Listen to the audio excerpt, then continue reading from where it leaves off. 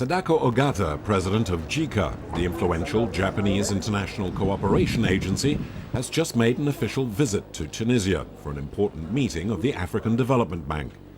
After speeches by a number of personalities, including Abdou Diouf, Jacques Attali and Festus Mogae, the former president of Botswana, Mrs. Ogata was invited to summarize the Japanese approach to development. We are very interested in Japan's experience because it's a country that has many similarities with African countries. With very few resources, Japan chose to concentrate on people and investment in human resources. A choice that is now a shining example of the success you can have when you develop human potential. Un exemple extraordinaire du succès que on peut avoir quand on développe les capacités humaines. The Japanese approach is to consider peace a prerequisite for the continent's development. The African states have to take the relevant measures to consolidate it. According to the president of Jica, while lasting economic development is vital in reaching the Millennium Development Goals, it is also necessary to make sure the effects of development benefit the local populations and the community as a whole. The objective is to act simultaneously on economic growth and to strengthen the social security system.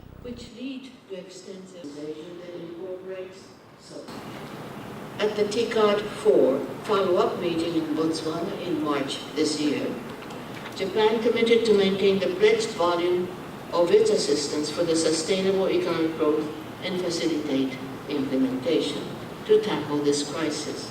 I would like, therefore, with all of you present here today, to explore ways to bring about concrete actions to help promote peace and prosperity in Africa. It is high time that we translate principles and policies into practice. On the agenda during the president's trip were several visits to cooperation programs between Jica and Tunisia.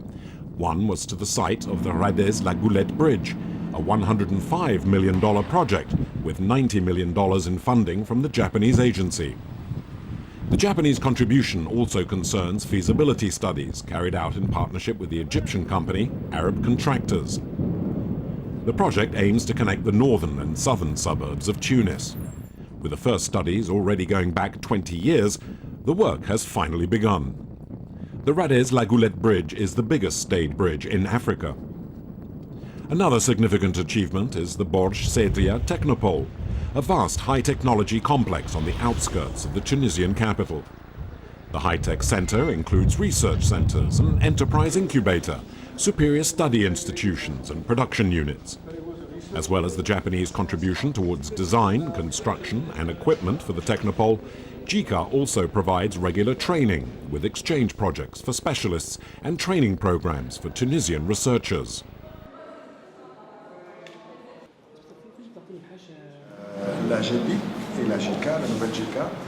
The JEPIC and Jica, the new Jica, granted a loan of approximately $80 million to help complete the Borj Sedria High-Tech Center.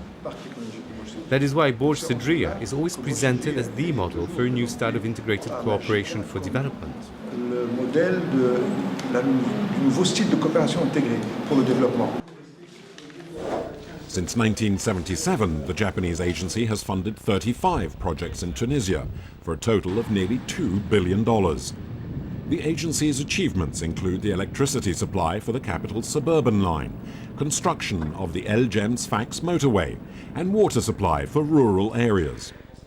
Tunisia is just one of the African countries benefiting from Japanese efforts to support development on the continent, namely via the TICAD, the Tokyo International Conference on African Development. A member of the ADB since 1982, Japan provides funding of $8.5 billion and is now the institution's second largest contributor after the World Bank.